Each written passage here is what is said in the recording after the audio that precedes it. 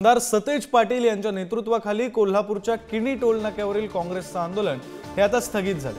25% toll माफीसाठी वरिष्ठ स्तरावर पाठपुरावा करण्याचं नॅशनल हायवे अथॉरिटीच्या अधिकाऱ्यांनी पत्र मिळाल्यानंतर आंदोलन स्थगित केलंय।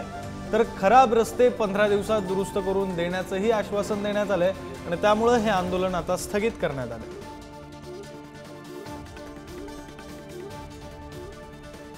15 दिवसात हे सर्व्हिस रोड व्यवस्थित त्या ठिकाणी करतो। त्याचबरोबर नियमात तरतूद होती 20 किलोमीटरच्या गावातल्या लोकांना पास देऊन सोडायची, त्याची अंमलबजावणी नव्हती। तोही त्रास 20 किलोमीटर मधल्या जवळजवळ 31 गावांना होत होता। ते गाव टू गाव जाऊन त्यांना पास देण्याची व्यवस्था या ठिकाणी करा म्हणून अशा सूचना दिलेल्या आहेत। आणि म्हणून आता कोल्हापूर आणि कराड सातारा या बाबतीत आम्ही या ठिकाणी पुढची दिशा नक्कीच 50% घेण्यासाठी या ठिकाणी ठरवू।